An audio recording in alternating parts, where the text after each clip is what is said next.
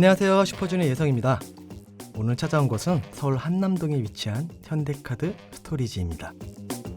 네덜란드 출신의 아티스트 듀오입니다. 드리프트의 전시를 보기 위해서인데요.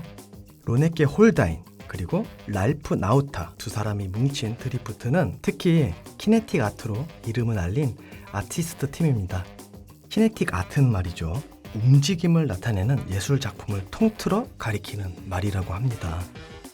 지난번 APMA에 가서 보았던 그 팀 보이드나 우주, 리미영 작가의 작품들도 그렇고 보면 전시에서 키네틱 아트를 만나는 일이 참 많아졌어요. 또 제일 눈길이 가기도 하고요. 얼마 전 국현에서 열렸던 최우람 작가 전시 역시나 인상적이었는데 특히 그 작은 방주라는 작품의 퍼포먼스가 정말로 멋있었죠. 이 방주가 가만히 이렇게 놓여있는 게 아니라 몸을 움직이는데 진짜 새처럼 우아하게 날개짓을 선보이니까 더 강렬한 울림이 있었거든요. 여기 드리프트의 전시 또한 엄청 기대가 됩니다. 네덜란드를 기반으로 활동하면서 최근 뉴욕 개인전으로 전 세계적인 주목을 받고 있는 아티스트인데요. 지금 열리고 있는 이 전시는 아시아 최초라고 합니다. 최초.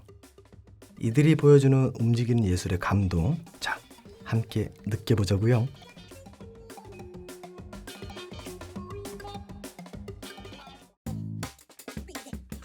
하지만 전시장에 들어서자마자 우리를 맞이하는 것은 웬 내가 너무나 좋아하고 요즘 빠져있는 레고 블록들입니다.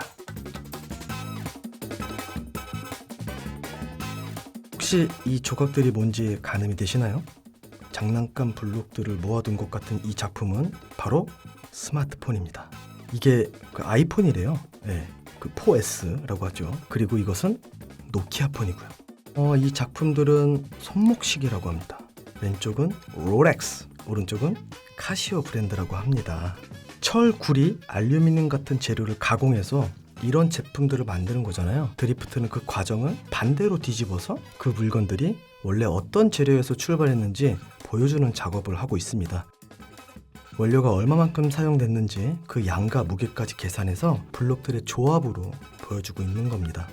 근데 재밌는 게 롤렉스는 고가 브랜드고 카시오는 좀 상대적으로 저렴한 브랜드잖아요. 이렇게 보니까 카시오가 재료를 더 많이 사용했는데요. 어떤 물건의 가격을 매기고 가치를 부여하는 기준이 뭘까? 새삼 생각을 해보게 됩니다. 또 한 가지 깨닫게 되는 사실은요. 이 모든 원료들이 바로 지구, 자연에서 왔다는 것입니다.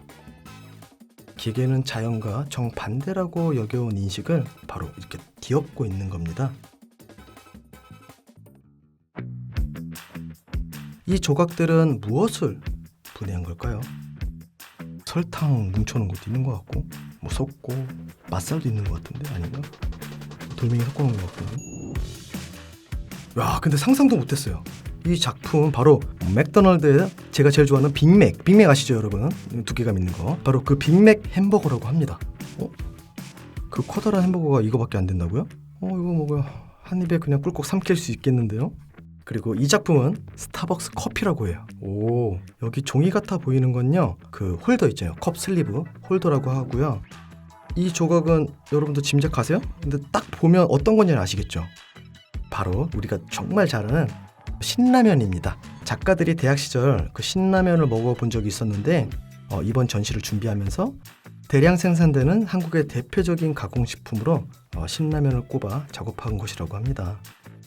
그 외에도 오락기 그리고 바비 인형도 해체해서 작품으로 전시해둔 드리프트.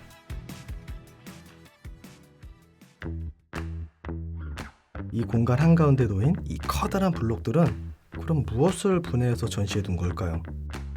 바로 여러분, 인간이라고 합니다. 자, 오해하지 마세요. 실제 그 사람은 이렇게 분해했다는 건 절대 아닙니다. 드리프트 두 작가가 각각 여성, 남성을 대표해서 이들의 몸무게로 계산한 그 물질과 그 양을 이렇게 작품으로 만든 거라고 합니다. 물, 탄수화물, 지방, 단백질, 심지어 헤모글로빈, 피까지 인간의 몸을 이루는 여러 가지 요소들 중에 8가지를 이렇게 조각으로 만들어 놨습니다. 한 줄은 남자, 다른 한 줄은 여자, 그리고 정말 재미있는 사실은 이 조각들이 각각 0세부터 4세, 40세, 80세 그리고 죽음까지 생애 주기를 구분해 전시되어 있습니다. 지금 보고 있는 이 블록이 딱 이쯤이 네, 뭐 이제 다시 38세로 돌아가겠지만 아무튼 여기 그 40세 남성의 몸입니다. 네, 아까 40세 막 이런 얘기 했을 때 40세 아저씨다 했는데 딱 저네요. 아무튼 맨 마지막 죽음을 맞이하면 이렇게 제로 돌아갈 것이란 은유가 왠지 기분을 서늘하게 만드네요.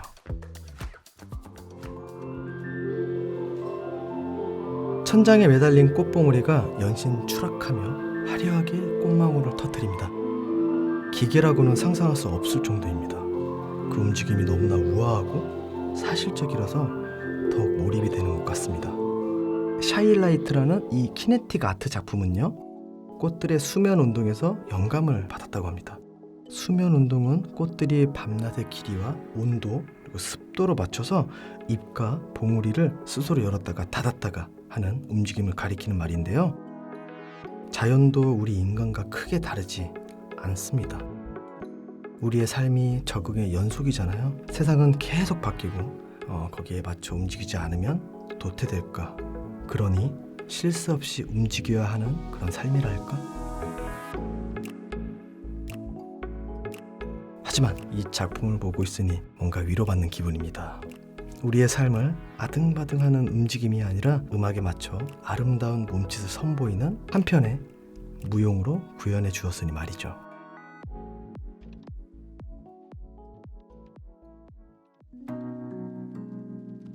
이 몸짓 또한 마찬가지입니다. 새의 우아한 날개짓을 그대로 구현해낸 움직임. 이렇게 가만히 들여다보면 직선의 딱딱한 유리관들인데 정교하게 설계된 움직임이 중력을 거슬러 나풀거리는 자연의 모습을 담고 있는 겁니다. 뭔가 신비롭고 숭고하기까지 하네요. 드리프트는 살아 숨쉬는 생명과 그 움직임을 기계로 구현하고 그 몸짓에서 뿜어져 나오는 에너지를 느끼게 만드는 계기를 마련하고 싶었다는데요.